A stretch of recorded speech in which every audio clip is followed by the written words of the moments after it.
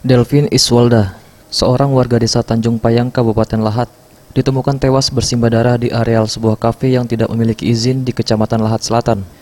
Dari keterangan pemilik kafe, korban dan pelaku sempat terlibat cekcok di dalam kafe dan berlanjut hingga keluar kafe.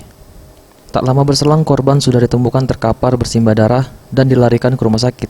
Namun naas, meski sempat dilarikan ke rumah sakit, nyawa korban tak tertolong dan dinyatakan tewas dengan luka tikam di bagian dada.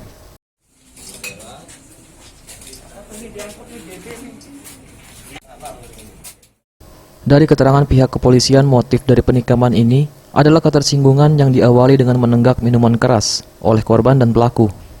Awalnya pelaku dan korban terlibat cekcok dan terjadilah penikaman yang mengakibatkan tewasnya korban tersebut.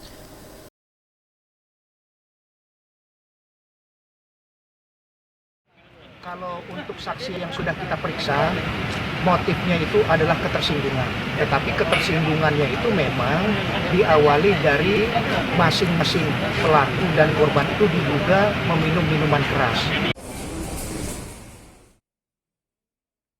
Sementara itu, dari keterangan pihak pemerintah daerah Kabupaten Lahat menyatakan bahwa kafe tersebut tidak memiliki izin. Kedepan pihaknya akan segera melakukan razia dan penutupan terhadap kafe-kafe atau tempat hiburan yang tidak memiliki izin.